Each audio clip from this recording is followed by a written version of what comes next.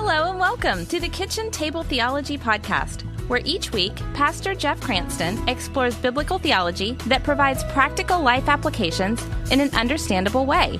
Thanks for joining us at the table. Let's get started. Hello again, Kitchen Table Theologians. I'm your host, Tiffany Coker, and along with my dad, Pastor Jeff Cranston, we are going to continue in our Bible overview series today. So, Dad, hey, how are you doing? Let's just go ahead and dive right in. Yeah. Hey, how are you? Good. Busy. Been running around today. Yes. Running around like a chicken with your head cut off with Yes. all those children. Yeah. And hello again, Kitchen Table Theologians. So let's begin today. Tiff, let me ask you, what's your favorite movie? Ooh, And let me ask you, that's a good Kitchen one. Table Theologians, what's your favorite movie? And Tiff, can you distill it down to just one? Maybe. That's hard. I have one that is a classic that I watch over and over again and always love it. And that is, I'm maybe embarrassed to say, How to Lose a Guy in 10 Days. It's a favorite for sure. Yes, you should be embarrassed to say that. There's so many great movies. I love movies, so that's hard. I have a plane movie. Anytime I travel, I watch The Devil Wears Prada. That's Oh, my probably goodness. embarrassing also. That's not Some theologically oldies. accurate, though. No. We should do a podcast on the theological accuracy of the devil wearing Prada. It would not be good, I'm sure. I don't have a favorite movie, so don't ask me. All right. I'm not a movie guy very much. I only like ones that are extremely realistic, and Yeah. there are like hardly any of them. You love books, though. You love to read. I do love books, but there is a movie I watch every Christmas season, and it's not a Christmas movie, and What's it's that? old. It's actually black and white. Oh, And, now I'm interested. It's called, now that I've said that, Mr. Blandings Builds His Dream House. Dreamhouse. I've seen that. That is a good one. I just think it's hilarious. It is. And I think because I'm the father of daughters and he's the father of daughters, and we built the house when you all were about that age. And so it's very old, but don't ask me who's in it. But anyway, what if I told you, and Kitchen Table Theologian, what if I told you there's a new movie for you to watch, and it's a great story. It's a love story, and it has all the elements of a great romantic film. It's got a beautiful and courageous heroine. There's a supervillain who places people's lives in jeopardy, sort of how Lex Luthor is to Superman. It's full of suspense and irony and exotic locations. There's a sudden twist in the action. And of course, it all ends happily ever after. For the good guys, at least. It doesn't end happily ever after for the bad guys. Now, would you want to know the name of that movie? I think we all would definitely want to know what movie you're talking about. I'd go Well, see it. I know you all know where I'm already going with this. And what I just described to you is not an actual movie, but I'm sure that's the plot of any number of movies. But what I'm talking about is the Old Testament book of Esther. What I described there, that's in the book of Esther. So, Tiff, what springs to mind when you think about the book of Esther? I'm sure you think about the book of Esther all the time, but on the rare occasion when it does pop up, what do you think about? Well, Esther is one of my favorite books of the Bible, actually. And one thing that I do remember is that it's one of only two, I think, books in the Bible that never mention God, which is so interesting to me. But you can see him throughout the book, but his name is never mentioned. And Dad, correct me if I'm wrong, but the other one, I think, is Song of Solomon. Not as confident on that one, though. Yeah, well, you're right. Esther does not contain the name of God anywhere in the book. And depending on the translation you're reading, Song of Solomon is the other one. There are two translations that have the word Lord in Song of Solomon, and only one time, and that's the ESV and the NASB. But that's neither here or there that much. But yeah, you're right. It's very interesting. But we do see, as you said, we do see God present all throughout the book of Esther, although he's never named. Why don't we go ahead and jump right in? Tell us a little bit about the author of this book. Maybe something about the date that it was written. I know I've heard there's lots of discussion about the authorship, so you can fill us in on that. But hopefully we can nail down the date here with some accuracy thanks to history. Yeah, we could do an entire podcast probably on the authorship of the book of Esther, and it would be interesting to 4 or 5 of us probably. But just so who wrote the book of Esther? Well, most likely, and I'll give you a hint here, most likely the unidentified author of Esther was a Jew with extensive knowledge of the Persian royal court. The events in the book, the in-depth accounts of court life in the Persian court and the customs of that day suggest that the author was an eyewitness to these things, all these events. Most scholars, as I said, most people believe it was authored by a Jewish man writing. So get this in your mind, kitchen table theologian, writing for the remnant of Jewish people who had returned to Judah under Zerubbabel. There were 3 returns to Judah out of the 70-year Babylonian captivity. This guy's writing to one of those groups of people who returned under Zerubbabel. And we know that because whoever wrote it's very pro-Jewish in the writing. And although the text prays for one of the main characters, Mordecai, implies that someone else, possibly one of Mordecai's younger contemporaries wrote it, some have claimed that Mordecai is the author. But if that's the truth, he does praise himself a little bit more than other biblical authors do. Well, let's think about this. Since her name is on the book, we might assume Esther was the author. Well, she's not the author, but she is the star of the show. And Esther was a young girl who also went by the Jewish name Hadassah. So when we meet her, she's Hadassah, but she adopted another name, which we know as Esther. We know she was young. She was a beauty queen who had been snatched away from her guardian, her older cousin, Mordecai, and she was placed with many other young women in the king's harem, or for our United Kingdom listeners, the harem. And she worked her way into the heart of the king of Persia, who was Xerxes. So this unexpected beauty pageant competitor became the queen of Persia, and she took on the name Esther, which translates to star. So her name not only means star, she's the star of the book. As far as when it was written, we can nail that down a bit because of the events of the circumstances we read about. We know those events took place between 483 and 473 BC, and that was in the first half of King Xerxes' reign. The story takes place in Susa. We've already talked about Susa in a couple of recent podcasts. That's the capital city of Persia. And they all appeared quite happy to stay there. This all took place around the same time as the books of Ezra and Nehemiah. The book was, I think we said in a couple of podcasts ago, most believe what took place in the book of Esther happened between chapters 6 and 7 of Ezra. I'm going on memory there, so don't quote me. But anyway, the book was likely written during the reign of Xerxes' son, whose name was Artaxerxes, which places it no earlier than 470 BC, most likely no later than 424 BC. So let's call it was written approximately about 450 BC. That took a while to get there. Yes, that was a lot, but we got our basic info, our unidentified author. We got the date narrowed down a little bit. You did name some names in there, kind of introducing the characters here. I feel like we should maybe learn a little bit more about who those are. Maybe I will read what I think are some of the key verses that set up the story, and then you can give us maybe like a brief bio on them. I feel like you just gave us a bio on Esther, so we can get some of those other people in there. You can do something similar. Does that work? That works, and I can't wait to hear your name pronunciation. Oh, yes, here we go. Okay, do my best. You'll do fine. Esther chapter 2, verses 5 through 7, read this. Now there was a Jew in Susa, the citadel, whose name was Mordecai, the son of Jair, son of Shimei, son of Kish, a Benjaminite. He was bringing up Hadassah, that is Esther, the daughter of his uncle, for she had neither father nor mother. Okay, so that kind of gets us started there. Is there anything else we should know about Esther? And then I'm guessing you're going to tell us about Mordecai as well. Well done on the name pronunciations. Well, Thank way you. to go. So early in the story, we learn Esther, as you just read, was an orphan. She's raised by her older cousin Mordecai. The Bible mentions Esther's tremendous beauty as the reason she was rounded up into the king's harem, and after a killer spa treatment and a beauty contest, that's true. Right.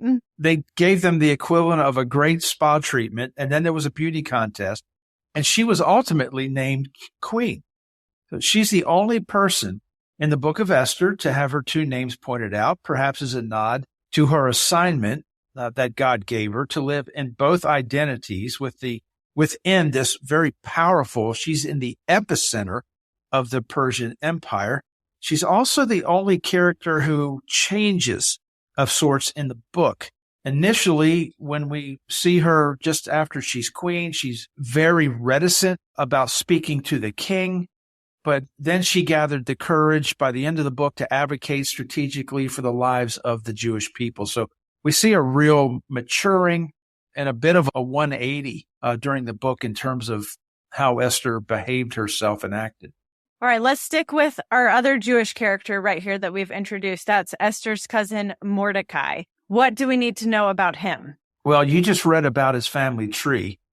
And by that family tree, we know that Mordecai's family spent about 114 years in exile away from Judah for various reasons. And as you read through the book, we see Mordecai, who under extreme stress and duress, he demonstrates devotion, discernment. There's a calm resolve about him. And as Esther's older cousin and guardian, he advised her and provided insight for the survival of the Jews. A good guy. All right. So those are our two main Jewish characters, but there are also two pretty key Persian people. Who are they? And I'm let you say their names this time. What can you tell us about them? Sure. Ahasuerus is also known by his Greek name Xerxes. He was the king of Persia, who Esther became his queen, and he reigned from 485 to 465 BC. He was well known as a warmonger of sorts, and he was also known infamously for his very humbling defeat after attempting to conquer Greece, and the Greeks defeated him. The ancient Greek historian Herodotus states Ahasuerus was, quote, arrogant, unstable, and ineffective, end quote. Wow. So take that, Xerxes. In the book of Esther, Ahasuerus appears in the book consistently, but he's very, and again, we're talking about Xerxes.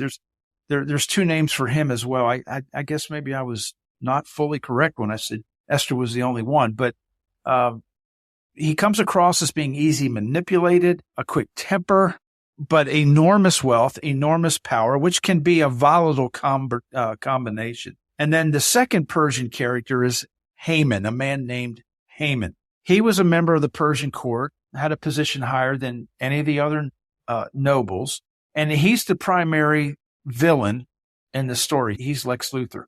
So we read about his motives, his emotions, his feelings. They're all portrayed to us in the book. He also comes across as insecure, and he's very eager for recognition and honors. He manipulated the king into decreeing a genocide of the Jews. And of course, the king did this, not knowing that Esther was, in fact, a Jew.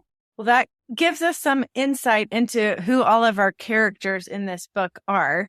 Can you share with us some of the theological themes that are found in the book of Esther? Yeah, let's go back to what we talked about earlier. For many people, the most notable issue theologically is that God is never specifically mentioned.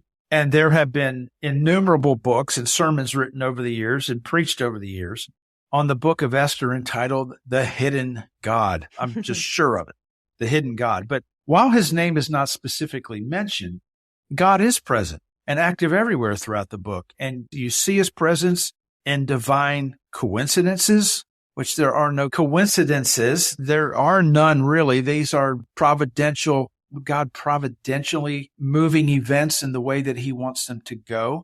So we see his presence there.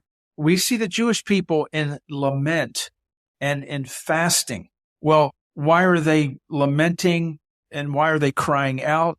Well, it's because of this decree. Who are they crying out to? God. They're fasting because it's part of the law. They're fasting because God said to fast. So we see him there. There are very sudden reversals in circumstances that God is behind. His presence you see his presence in the leadership as he's leading Mordecai and Esther. You just know God's got his hand behind all this. Theologically speaking, I find it and personally speaking, I find it somewhat satisfying that we can see God presented like this, because isn't this often the case in our lives?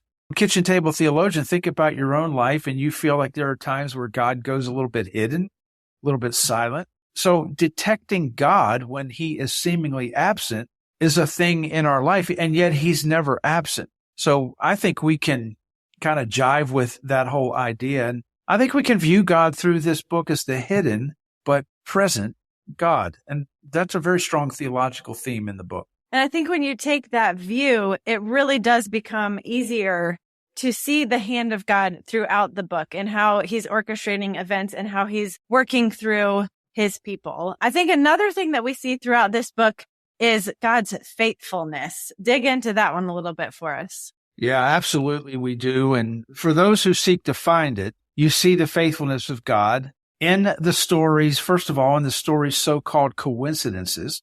Secondly, in Mordecai's assurance that assistance of the Jews will come. And he says this, quote, from another quarter, end quote. Like assistance is going to come from somewhere outside of us. Assistance is going to come from elsewhere. Assistance is going to come from some place where we might not even be aware of it. And he says this will come in the event that Esther is unable to provide that. Mordecai's faith in God is like, well, don't worry about it. There's help that's going to come from somewhere else because God is faithful. And then we also see God's faithfulness when you consider friends and his own wife. Her name was Zeresh. They all tell Haman, you are undoubtedly going to fall before Mordecai the Jew. And all of these are signs of God's faithful work. And in fact, the term another quarter that I just referenced is regarded in a lot of rabbinical literature, extra biblical literature. You'll read that phrase often. That's a reference to God in rabbinical literature. So all of that, I'll wrap up with this. God's promise to Abram is brought to mind by the seemingly inevitable consequences that the Jews will survive all of this and that their enemies will be vanquished. Because if you go back to God's promise where he told Abram, I will bless those who bless you, and the one who curses you I will curse, and in you all the families of the earth shall be blessed. That's the Abrahamic covenant from Genesis 12. So his faithfulness remained consistent because he is faithful. So the seemingly obvious outcome is that the Jews are going to survive all of this and that their adversary will be destroyed. That simply reminded them of God's promise to Abraham. So there, in that fact alone, I think we see God's faithfulness. Another key theological theme in the book of Esther. Well, kitchen table theologian, there you have it. I think we'd all be remiss if we didn't open our Old Testament up today and just read the book of Esther. We didn't go into detail on how it ends there, so if you've never read it, I really encourage you to read it. It is a short book, fast-paced. It's a great story, and I hope your faith will be encouraged. So once again, we read of the deliverance of God's people. The Jews were victims of a royal decree which ordered their destruction, but the threat is averted by Esther and Mordecai. God proved to be faithful. And then the tables turn on their enemies. What a really great story it is, and would make an awesome movie. Maybe one day. It sure would. Anyways, thanks so much for listening to the Kitchen Table Theology Podcast with Pastor Jeff. If you're enjoying it, please take just a minute to leave a rating or a review, especially on iTunes. We really do appreciate your help in getting the word out. Don't forget, you can check out today's episode notes and more at jeffcranston.com.